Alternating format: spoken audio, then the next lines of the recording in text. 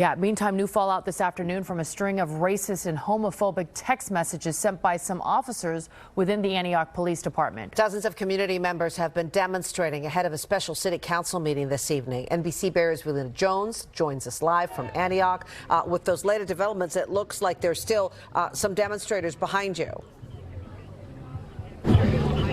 Yeah, that's right, Jessica. That meeting is scheduled to take place in just a couple of moments, but as you mentioned, you can see the community members behind us are still making their way into City Hall right now. Dozens of them are expected to speak tonight to council. They're not only calling for the firing of our officers involved and reopening of certain cases, but they also want to make sure the entire system is reformed so this never happens again.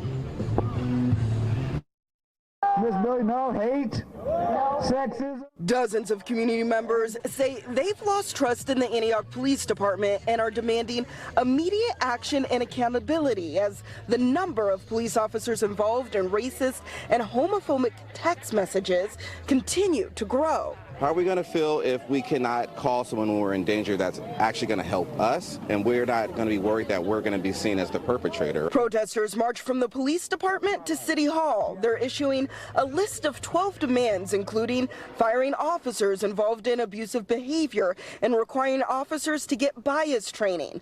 The growing frustration comes after an ongoing FBI probe uncovered a chain of text messages that show a number of officers using racist, homophobic, and violent language when they're referring to suspects and certain community members.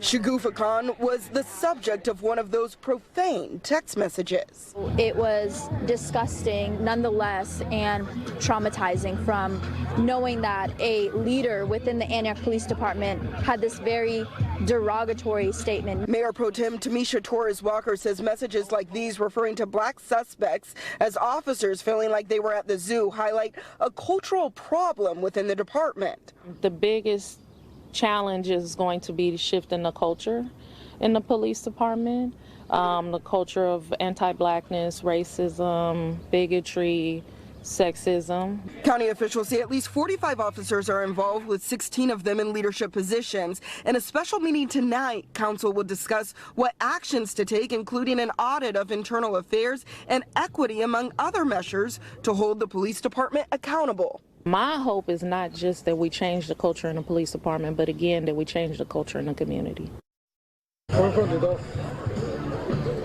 Now you can see people are making their way into the meeting here tonight. As of April, there were 99 sworn officers. Only 38 of those were actually assigned to patrol.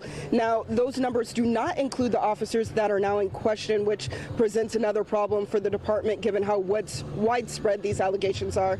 Now, Chief Ford has condemned the text messages and promised to hold officers accountable. Tonight, with speaking to these community members, they say they are confident that those list of 12 demands that we mentioned will be met. They say they actually have a lot of confidence in this new chief in Antioch, Chief Ford, that he will make sure that these officers are held accountable. Reporting live in Antioch, Velena Jones, NBC Bay Area News. Okay, thank you, Velena.